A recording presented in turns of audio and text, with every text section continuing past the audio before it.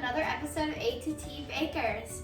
So, this week we're making chocolate banana zucchini bread. So we ended up with a lot of bananas somehow this week, and so we're not eating them all up and they're all starting to go bad. Because I don't like them that ripe. Very ripe bananas that need to be used. Plus it is zucchini season, so we thought, what could be better? Okay. Zucchini bread. So the ingredients that you're gonna need are 3 zucchini. You can either have 3 medium zucchini or 1 large zucchini. Maybe 2 large zucchini. 2 large zucchini, not that one. I forgot. You're going to need nutmeg. 2 large bananas. 2 large bananas. Oops. Okay. I say. It's a little beat up. Sorry. You're gonna mix Whatever. it up anyways. Need cinnamon. Mm-hmm. Baking soda. Baking powder. Or baking soda and baking powder. Yep, both of them. Going to need cocoa powder, and we are using Hershey's cocoa powder. Hershey's is a very big brand. We're going to need vanilla extract. Yep. Salt. I don't know if I said this yet, but eggs. Maple syrup. Applesauce. An unsweetened applesauce. Unsweetened applesauce, but if you have regular sweetened, I think that'll work. It's okay. It's just It'll work, but unsweetened would work better. Yeah, we're trying to reduce the sugar, and especially in breads. So The sugar would make it very, very sweet. Right. So less healthy. we're replacing the brown Mm-hmm. sugar with maple syrup, and then the regular sugar with applesauce. Yep. Well, let's finish ingredients. Yep. You're going to need avocado oil, chickpea flour, and we're using Anthony's chickpea flour. Yep. So this is my favorite brand of chickpea flour. And then because it also doesn't have any rising ingredients, Yep. like the Bob's Red Mill, we're using the Bob's Red Mill xanthum gum. Yeah. So I like to use chickpea flour in my breads. It's a little bit of a drier flour. People say it has more of like a nutty flavor. I've always been allergic to nuts, so I don't actually know what that means, but I do think that it is just a heartier flavor. It gives a heartier flavor for breads. And so we're making this bread not as like a dessert bread, but more of like a Just a regular standard side bread. dinner type of bread. And so I like to use the chickpea flour. If you don't have chickpea flour, you can always substitute any flour of your choosing. But chickpea flour works better. Mm-hmm. Yep. So we're gonna get started. The very first thing that you need to do is shred your zucchini. This is my least favorite part of making zucchini bread, is to actually shred it. So we've been experimenting with our blender. So if you have a high-speed blender, we have the Just shred it in your blender. yeah, we have a Ninja blender here, which works fantastic. And so I would recommend, if you have it, then the very first thing you're going to do is you're going to cut up your zucchini into small pieces, put it in the blender, and put it on pulse. And it will chop it up into nice small sized pieces. You can already see some in there just Because we were practicing. You're practicing. Right, I wanted to make sure it worked. You still only need 3. But Yeah, you need to see 3 total. that's why I only showed you 2. Yep, and then after you chop up your zucchini, and if you don't have a blender or if you feel like grating it, you can grate it, then you're gonna need to drain it. So you're gonna need to get a strainer out, and we have this little wire strainer, and you're gonna need to drain it. And so the best way to do it really is you put the zucchini in, and you're gonna push it down and squish all the water out. She'll be doing that part. I'm not touching it. So zucchini has an incredible amount of water in it, and if you don't squeeze out a lot of the water as much as you can, it'll make your bread way too wet, and it'll take forever to cook. So we're gonna do that first and get our zucchini ready, and after we get it all chopped up and squeezed out, then we will come back and show you the next step.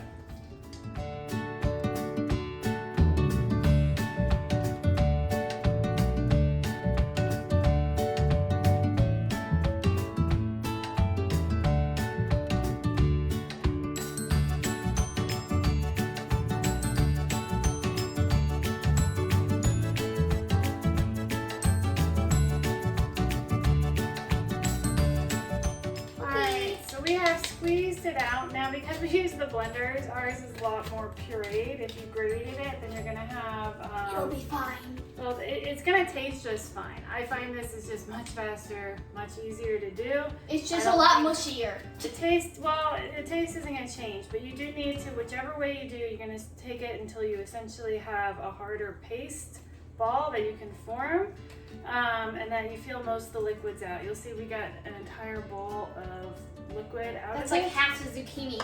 Yeah, so we're gonna take it and we're gonna just put our zucchini aside. You can't over squeeze. We probably could have squeezed ours more, but we're gonna kind of move on for time's sake. It's but taking you too want to long. get as much of the liquid out of there. Worst case scenario, if it's too liquidy, then at the end you can always add some more flour to kind of balance it out. Okay, Balancing. Stop. Okay. All right, so now we have our zucchini. We're gonna set that aside, and we're gonna finish with the rest of our wet ingredients. So we're gonna use the blender as the fast way to mix it all up for us. And so we are going to use 2 bananas, 1/2 cup of maple syrup, 1/4 cup of applesauce, unsweetened applesauce, 1/4 cup of avocado oil, That's not so heavy. 1 and 1/2 teaspoon of vanilla extract, and 2 eggs. So we're gonna put that all here in the blender and mix it all together.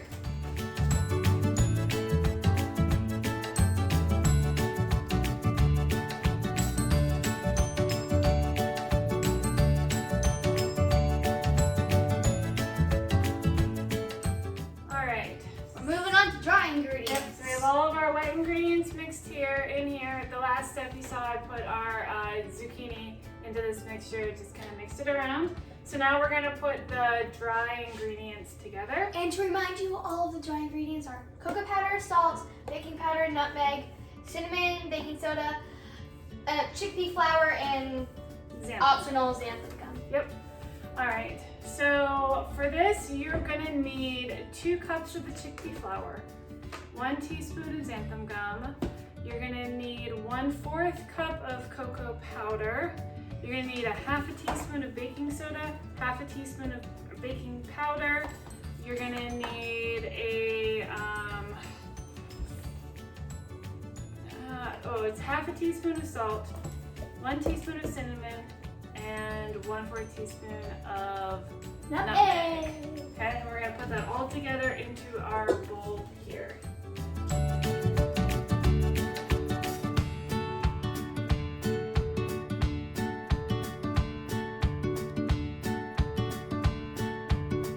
Okay.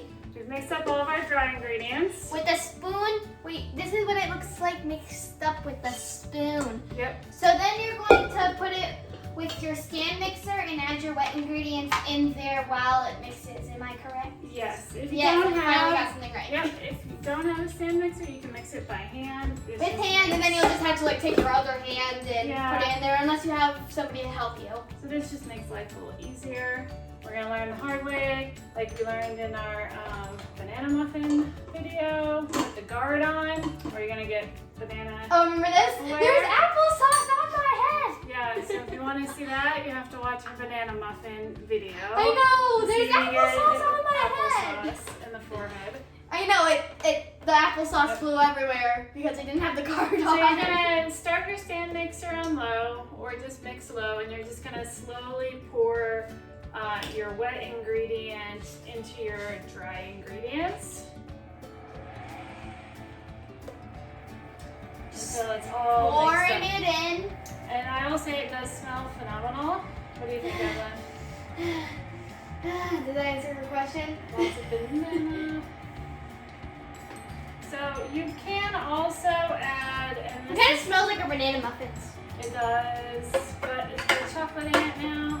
Yeah, if you smell a hint of chocolate. It doesn't look too chocolatey. It doesn't look like our other chocolate desserts, which are like brown chocolate, like chocolate brown. This one just has like a light brown to show that it's chocolate, but not too chocolatey. Right, so it's gonna be Which is what kind of people like in breads. We're going to have to talk a little bit louder because you put the thingy higher. I did. I want to make sure it's Yeah. well mixed up. And so this is where you're going to take an assessment after it mixes for a minute, and we're going to get off. So if it's too thin after you mix it up, then you're going to want to add some more flour to it. If it happens to be too thick, your mixture, because a lot of this depends on how much liquid you had left in your zucchini. So if it's too thin, add flour. If it's too thick, I would add a little bit of water or coconut milk or some other type of milk to it. Milk. So let's check out and see what ours is. Regular milk like. will work too. Ours looks pretty good. Ours looks pretty good. There's still some flour left. Yeah, we're gonna unmixed. have to. Because it was on the bottom. So that's the one thing about stand mixers that I always tend to forget. And They don't get the bottom. They don't get the bottom. So we're gonna have to do this One more time. one more round here. And we can keep talking. Right? I like to talk. Yeah. So we gotta think about, we have, how many more bananas do we have, Evelyn? Lots. Alright. So She'll be seeing some more banana desserts. yeah, we might need to think of some more banana recipes. I'm getting Yeah, tired of making banana stuff even though this is our second one. I know, but We made more I chocolate stuff. hate to throw away our pretties, so we still have about I'm sure Grandma will eat them. She likes those red four more bananas. bananas. So the other thing is that we're gonna make I guess a separate video. We have a lot of recipes that have sugar in them. Wait, Some wait, of the I want more dessert ones you need to. We're going to start making ones called A.to.T Baker Specials. So it's just little short videos that are tips on what you can replace things with sugar. If you're in a recipe that you need something with milk, what milk are you going to use? Yeah, so since we only do gluten-free, dairy-free baking because I have allergies, and I try to reduce down the amount of sugar since it's not good for you to have a lot of white sugar. Like I said, some of our desserts are they're very decadent. You kind of need that sugar, but a lot of the other pastries, we try and reduce it down as much as we can. And so we'll show you some of our most common substitutes because I do a lot of changing up of the recipes. We'll show you that in the video. So ours is too thin here, so we're gonna get just a little bit more chickpea flour and add that in. Okay, so we're adding a little bit more cassava flour. Yeah, ours is not cassava flour, this is chickpea flour. Oh, I always We forget. use You have cassava both. flour sometimes too. But ours is just a little bit too thin, and so if it's too thin, it's just really not gonna bake well. It'll still bake, but it'll take a lot longer, and oftentimes then it will cause it to burn on the outsides, while the insides will still be relatively thin. It's a metal bowl, so I'm looking at my reflection and it looks so weird because of the glare that it has. Alright, so we've added about 1/3 of a cup more of chickpea flour. You kind of want it to be thick, gloppy, Thick, not too fluffy, thin. If whatever. it's running off of your spoon, then it's way too thin and it's not going to bake well. So we're going to go ahead and put this into our bread pan. I put some parchment paper down on it, and this will just make it easier to get out of the pan at the end after it's done. You always say that. Yeah, hold it up. Well, there's nothing worse than when you finish baking something and then you can't actually get it out. I to see that on slice it Kids well. Baking Championship Right. many times. It's a common thing. You might have made too much. Didn't make too much. Get Get it all in here. it all in here. Nobody can hear anything we're saying because of the sound of your spoon. That now? It's pretty loud. Really? Probably not that loud, but it's actually pretty loud. Seriously. Alright, so the only thing about the parchment paper, and I did not bend this very well. Again, I'm not winning any prizes per se. This is only for us to eat. Everybody, it will taste very good. It's not a competitive dessert or anything like that. Right. It's just something for us to eat because we're hungry. And this is gonna make it come out way easier from the pan. So we're gonna put this in the oven. We preheated it to 350 degrees, and it's gonna bake. We always forget to tell you that. Yep, this is gonna bake for a really long time. It's gonna take about 60 to 75 minutes to bake. That long? That long. No. Yeah, it's a time investment, this one. Okay, so it took a long time, but it's finally ready to 1 eat. hour later, actually ours was about 1 hour and 15 minutes later. It took a long time. And our bread, we cut it up and it's all ready to eat now. So we'll just taste it. We're only having half, so we don't waste it. Yeah, and I think it would probably be good with some butter, some crust. Well, we wouldn't waste it, but... Ready? Cheers. It's so hot. It's hot. Still hot. It's very good. You might taste the banana in there. Yeah. It's sweet. It's definitely a bread that you would serve with dinner.